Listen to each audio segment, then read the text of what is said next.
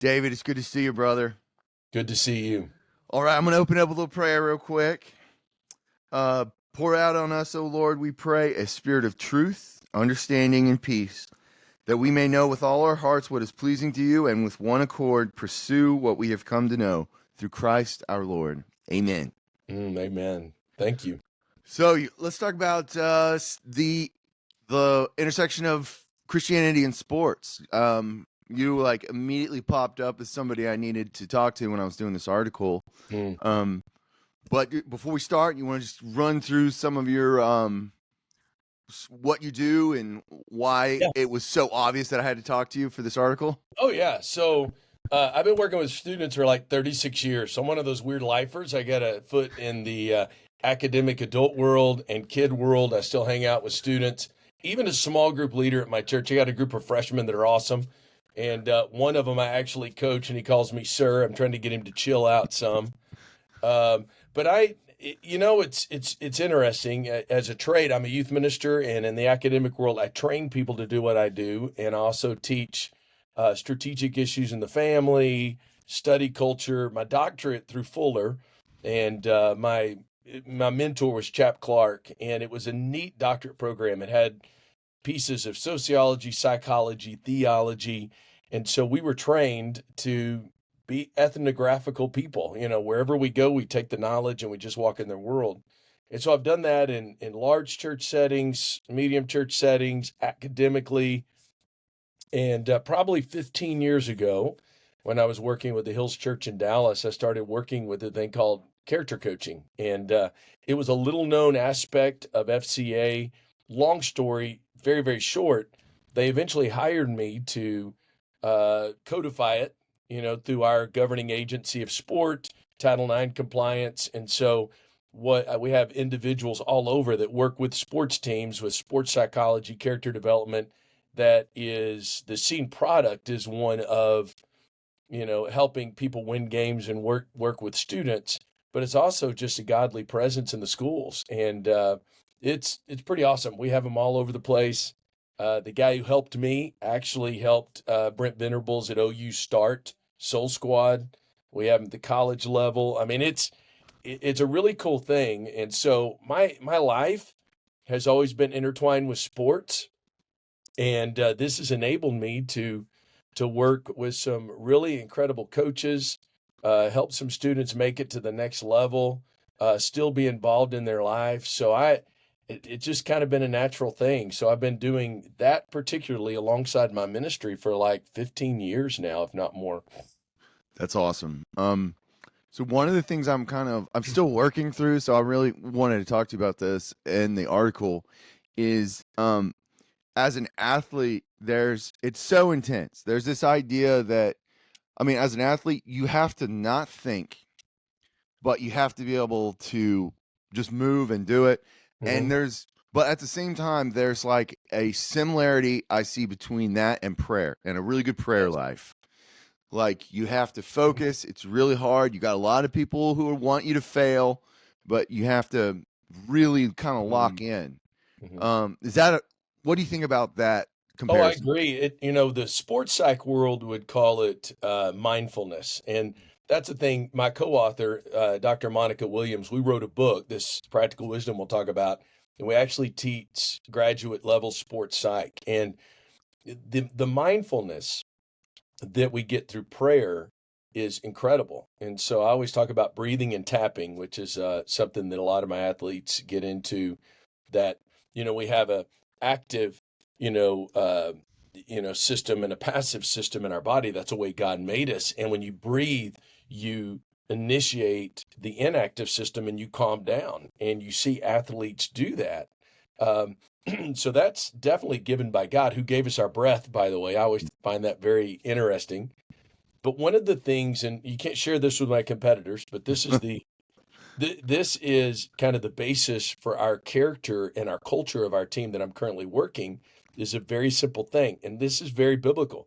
Our identity determines our actions and then our feelings. So you think about the way that the walk of Christ is. If I'm a child of God, it doesn't matter whether I feel like it or not. There is a lifestyle of holiness I'll live whether my feelings accompany or not. That's the way of love, right?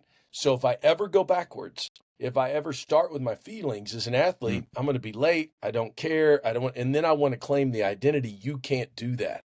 So through sport, teaching that process is the same process you look at as I'm a child of God. Here's what I'm supposed to do, whether I feel like it or not, is a glorious thing for us to know. That's basically the book of First Peter, right? Mm-hmm. So that's how we live in our world today, but that also makes for a great athlete. One of the things that Monica and I found out, and I'm talking a lot, but it's very interesting here, is we do really good of developing athletes, Kevin. So we know what to feed them, how you're supposed to work out. We're pretty good at that. And the mindset issues, man, all of us work together in tandem to produce some really great athletes. What we found out in research is while we're producing great athletes, we have to be careful because if we don't concentrate on applying that to life, they actually foreclose their human development. So think about all these big time athletes. Michael Phelps, what did he do after he attained everything he wanted to? He didn't know who he was. You think of some football players that their whole life they've been patted on the back for being violent. Well, what do you do when feelings start to take? Well, you try to do the same thing that you've always done because this is where I perceived affirmation. They actually foreclose on that. So one of the things that I try to do as a coach, and I think a lot of the coaches around me, is to try to separate who they are from what they do and let them realize that games are awesome and they should do that at the very best of their ability because it is a reflection, but it is not their determinant. And you look at kids on a huge level. I mean, we're talking some of the players that I've coached, some of them are in the league, they're in MLB, and they have such a sense of confidence, but they can lay their sport down and pick it up. And that's a pretty incredible thing. They actually become better players when their identity is not totally on what they do as a craft. I like that because that does go.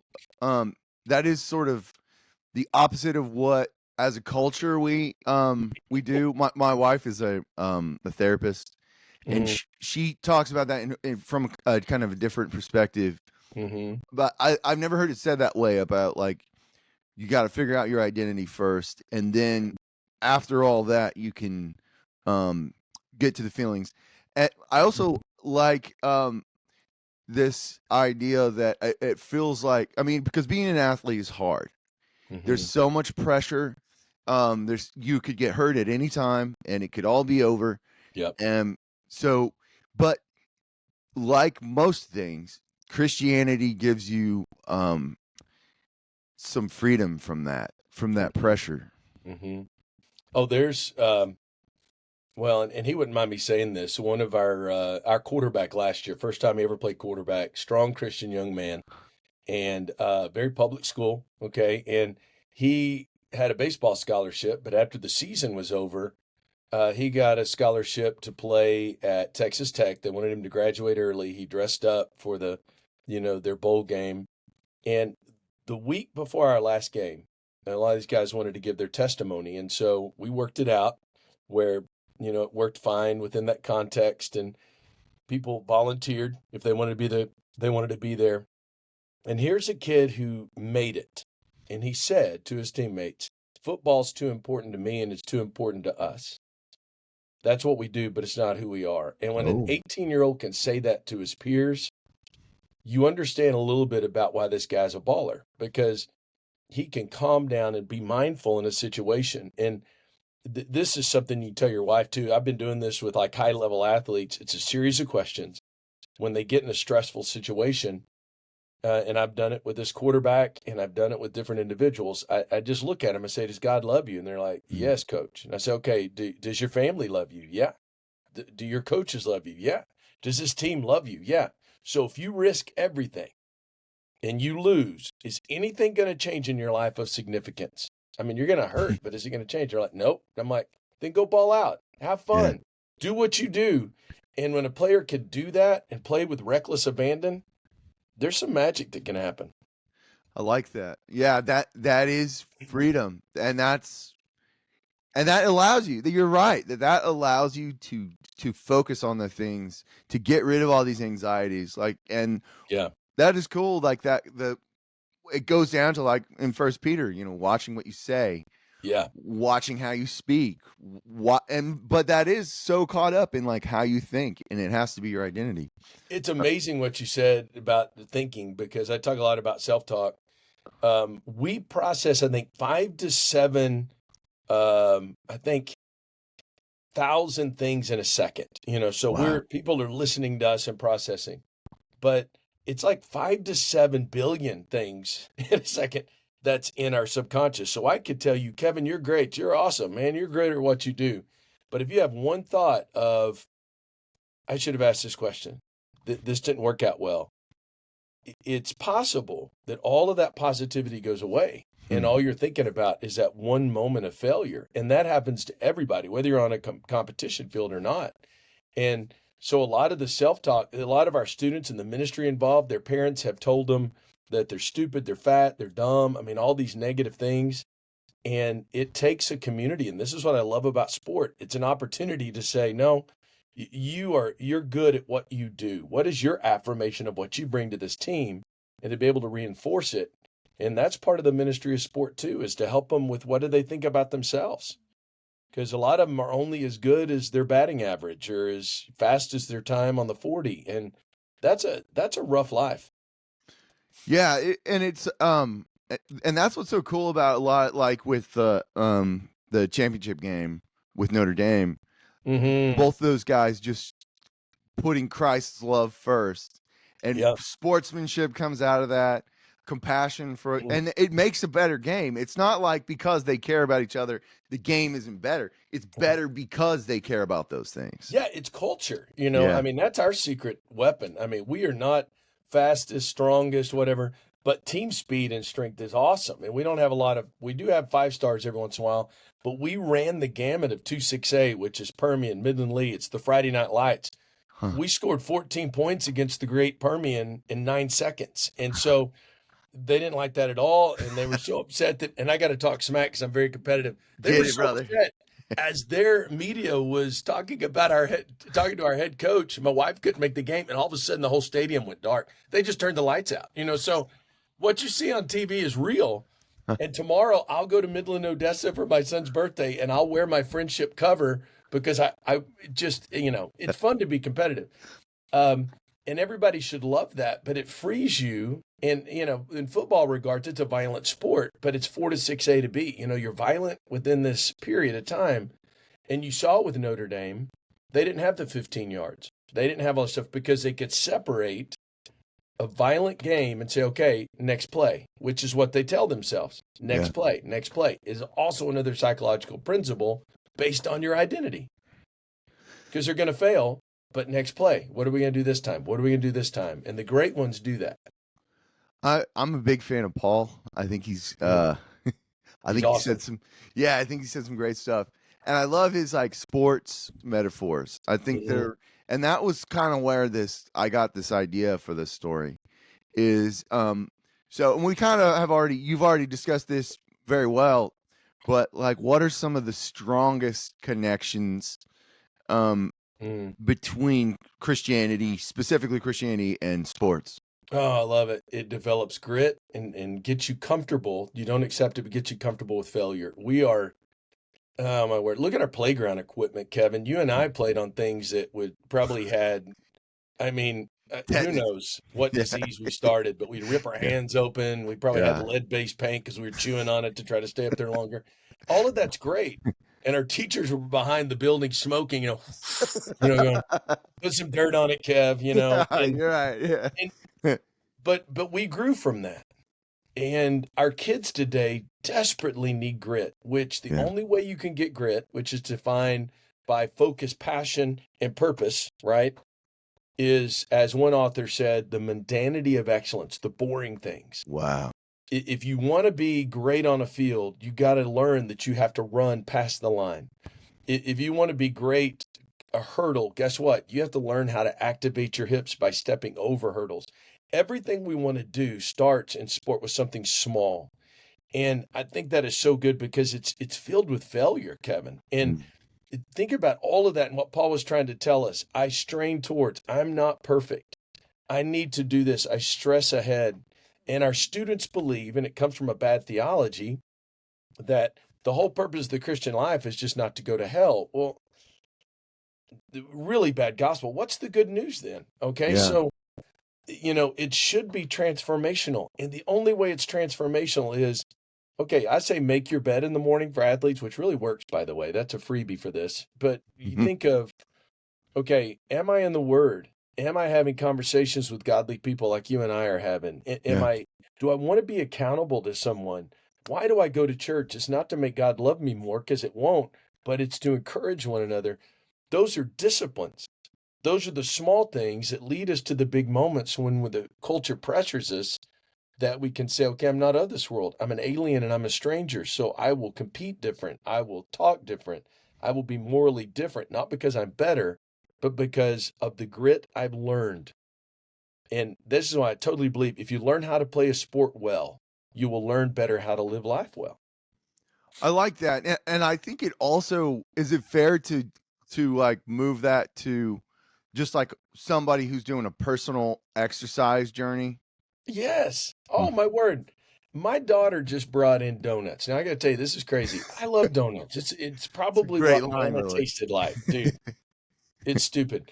It's Monday though, and I got this rule, and the donut lady across from our school, because I will leave football coming to Lubbock Christian University, and I'll go to my donut shop on Friday because it would be part of my food groups, Kev, but I can't do Yeah. that. And so she brought some really good donuts in, and I just shut my door. I'm so glad we're talking because you've helped me avoid temptation. And I'm like, I don't want. It's not. And my daughter looked at me. She said, "It's Monday." I said, "Yeah, get those out of here. I don't want them." You gotta start with coffee on Mondays, man. In my Les Mis mug. Dude, I'm coffee. I need to back off some. I'm just going to let you know. Yeah. Yeah, I know, but that's like you said, limitation makes for happiness. And we don't want to limit ourselves and Yeah. our poor little. Okay, let me go youth minister here. Yeah, speak, brother. Great youth ministry will make your kid uncomfortable. Parents, hear Mm. me. If your kid's not uncomfortable and you're giving them literally what our kids call it, the Jesus show. Hey fam, how are you doing? It's good. They know life sucks at times. So Jesus has to be placed in the suck of their life. Hmm. And what we have a tendency to do is, man, come to Jesus. It's going to be great. We're going to have so much fun. Everybody on this call knows that sometimes to wear the name of Christ, the actions don't meet your feelings. Hmm. So that's the truth. We're supposed to take up crosses. We're supposed to buffet our bodies, as Paul says.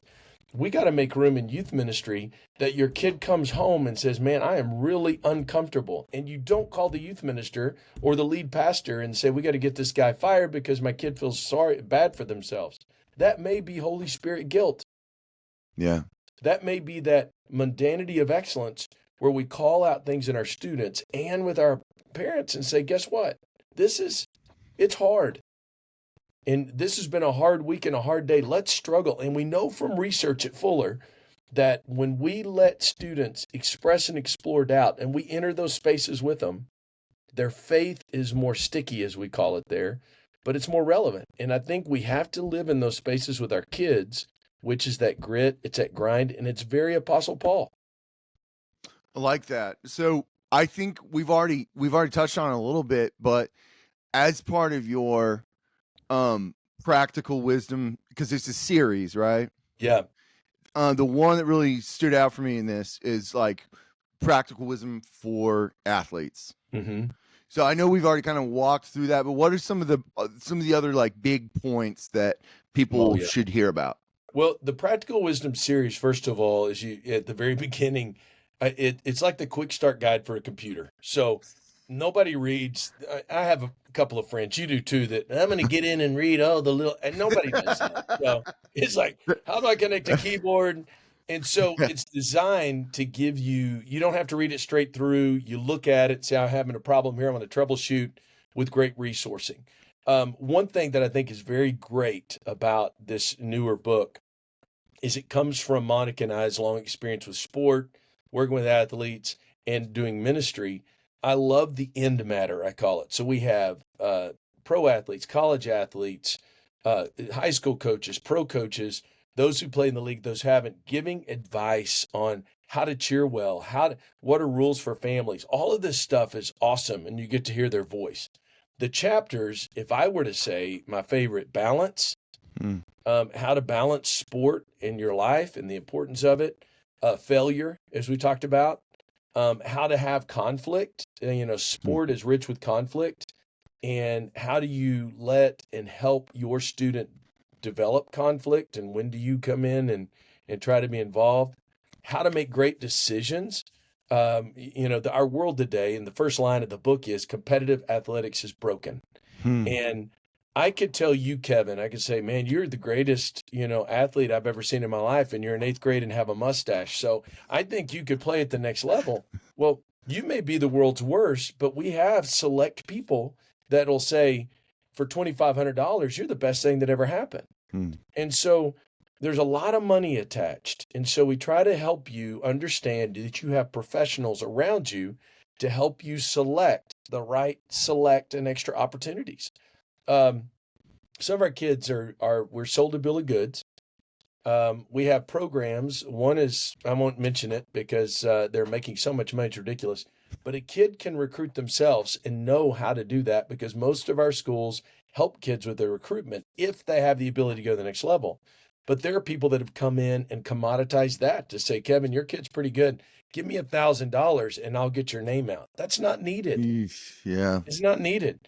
The kid can do it themselves, Mm. and again, if you have a question about a resource that's being sent to you and say your kid has to do this, talk to your school people, because they know these people, right? And talk to someone who's been through the process, because there's a lot of rackets out there. Working for the Cowboys, we won't talk about it because that's, I'm a Cowboys fan, so we'll leave it. But we will have a camp, Kevin, where we're about to go into AT&T, or especially at the Ford Center, and there's a workout area in front of the Ford Center where the Cowboys practice, and we're about to come in and talk to some of us who have been coaching for a long time, and there will be somebody out there coaching up somebody, trying to get business, and all the parents will start taking pictures. And I'll just say they're teaching them the wrong techniques, Mm. but people are like, oh my gosh, look at him. It's so good. And Huh. my kid could be out here. Well, it's a free space, first of all, and anybody can go out there, and you're about to give somebody $500 to work with your kid for an hour. Give us 200 and we'll work for 3 days. So you see, it's just in the Cowboys place. So Yeah. it's just amazing the pressure parents feel. So this book actually helps as well, kind of have parents soft pedal a bit and listen to advice from people who are on the other side. That's so valuable. I have two little kids. Mhm. And I mean, just having kids changes everything, obviously. Yes. And so that's so helpful. As a parent, you're always looking for ways to help your kids, help them be themselves, and that's really Mhm. valuable. I'm glad, because, man, that's a long sermon. I have no passion on that, as you can tell. But, my kids, my son was slow as Christmas. He never fumbled the ball, but he just didn't want to play anymore. And guess what? That's fine. Yeah. I love my son like crazy. He loves to come and hang out with me and stuff like that. And I gave him some coaching clothes, and he'll show up at games and sit somewhere on the sidelines and hide. I love that. But guess what? I love my son. Yeah. And if he didn't want to play, because it does cost you something. I don't care if it's theater. I had a daughter who's in theater. Nice. And I'm not even talking about band yet. Band in Texas, I don't know the way it is where you are. Oh yeah. Band they don't have, let's talk. At least we have restrictions, but band they get PE credit for it, Kevin. Oh, it's serious. Marching, man. I was in marching Yes. band in high school. Yeah, it's serious stuff. It's probably more so in it. Here it is. We're recording this. Football, at least we can only go so far or we get in trouble. Band, y'all are out there. It's like 100 bazillion degrees. Yeah. You're stripping down almost naked because Yep. you're on the Yeah. hot pavement and showing your abs, and you're just, I don't even know. You look like a drumline guy. Were you a drumline guy? Drumline. Yes, sir. Man, you got it, brother. I'm a trombone player by trade. So I can see all you guys, you probably stripped your shirt off and we're all cool with the stuff. No abs though for me, unfortunately. And I play trumpet as well a That's little cool. bit. Yeah, that's a little harder to march with. But this book in of itself, it's a competition. So anything that's competition, it just helps, being a dad. Again, I'm going to show you again. We have a new arena called the Buddy Holly Center in Lubbock. I'm not Oh, getting paid to that's say it, cool. but Les Mis came to town, and Nice. theater in Texas is crazy. My daughter did not graduate with her peers because she was performing at Fair Park in Dallas. It was the most awesome thing. Only Nice. 7 high schools in Texas got to do one of their numbers, and they competed. And I'm like, forget graduation. Let's go to this thing. And then they had a special graduation. I mean, it's competitive, but What play was it? Just as an they aside. did Jekyll and Hyde, Oh, that's cool. and they did Murder as their song. And dude, it was, for a bunch of Nice. high school kids, it was ridiculous. So one more thing. I mean, I could talk to you all day. I'm loving this. Oh, me too. One more thing. I really like what you said about failure. Because that's I was a little bit of an athlete, enough to know how hard it is, but now in my career there's so much pressure not to fail, especially when you have a family. But it's like the proper response to failure is not to like dwell on it. You have to like give it up. You have to say let your will be done. Can you talk a little bit about that Oh, yeah. that chapter on failure? Well, part of it, the failure is you have to allow your kids to do that, because failure is a gift, and you got to look at it as a gift. And failure can be a gift in 2 ways. One, you find out what you've done. And so the mundanity of excellence, you find out what are those small things you can get better at. You listen, you get coached up. And again, my daughter is great in theater. She loves that. She is not a lead voice. She is an ensemble. And she went through a lot of really strong auditions, but she was told specifically by her director some hard truths. And she came home, she had tears in her eyes. And I'm like, here's the deal. He just gave you a gift. Yeah. He's either trying to encourage you and tell you what you need to do to improve, or you've realized what your extent is and what your role is. And so that is a gift in and of itself, because at the time, and I could tell her, you are part of the greatest ensemble in the entire state of Texas. That's the award they won. I'm like, nobody can say that. So Yeah. but that was her role. She wouldn't be the lead. She would be the ensemble. And that was through failure. And so with families of athletes, if your son is 6 feet tall and he wants to cover a 6'6" receiver, there may be a possibility, but it may be he's going to not be able to do that. If he's not very fast, especially when you go up higher levels, if you're playing varsity in Texas, the goal is everybody has a role, and you got to believe that we're doing that. But your kid may not play on Friday nights. His role may be something different. That may be the extent. For me, I wasn't that big. So failure came, and I struggled with it because I still had a passion, but I'm not I wasn't 6'6" like my friend. And I was fast, but not fast enough. So everybody has to end. And if we're not comfortable with failure, we don't grow. We get mad. And here's the thing that families do. And man, I'll say this. If my kid can't play at this school, they want to go to another school, and they blame it on the coaches. Well, if your kid wants to go to college and they can't play at a 6A school in Texas, but you go to a 3A school, they're not going to play at the next level for the most part, unless something weird just happens. Nobody's out there trying to punk on your kid, but people grow at different times. Now, younger athletes, and this is what I'll say this. We have Little League and Pee Wee where we're way out of balance. We're giving them rings for winning a weekend championship. Yeah. That's sick, because what's going to happen is you may be great. I mean, I was this big in 8th grade, so I was a great 8th grader, but I stopped growing. Kids develop. And so we have so much pressure at a younger age, and we think, well, our kid has to be here. They got to do that before they get to school because all the coaches select kids from this group. Not necessarily true. Your kids, when they come to a higher level, they may start at a place, but most people look for and develop things so that failure, your kid may be great when they were 7, but it may not be the coach's fault that they can't play when they're 15. And so, eventually we all fail to make it to the next level. But all you can do is the little things from the failure you have to get a strong, fast, quick mindset, all of those things, pass your grades. We have some great athletes that will never make the field because in our program, and I think I'm speaking for most coaches, they can't pass a class. They're not disciplined outside, so they get in trouble. Well, you can't depend on them. So they will not play, even if they are the fastest, strongest kid, because they're not team players. And that's also a failure caused by their moral self. So it's, man, and I have no passion on that one either, Kevin, but failure's just part of it.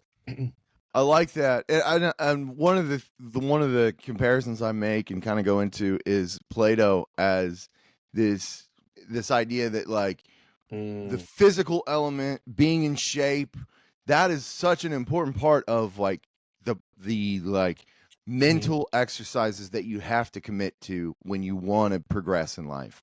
Well, it is, and one of the things you remind me, pointing to your head, one of the things that I hate about younger athletics is I see adults yelling at kids, and developmentally, this is where Dr. Fraze comes in here. It is when you yell at young kids, they can't separate who they are from what they do. That's not where they are developmentally. So Kevin starts yelling at me, and David's his son. All I know is my dad hates me because I can't hit a ball or I can't run fast. That's out of proportion. Now, yelling when you get to high school, by that time, and this is a rule that most coaches, you teach, don't yell. If you see a coach yelling at a high school level, he may be a jerk, okay? The system will take care of him. But for the most part, it is a really good experience.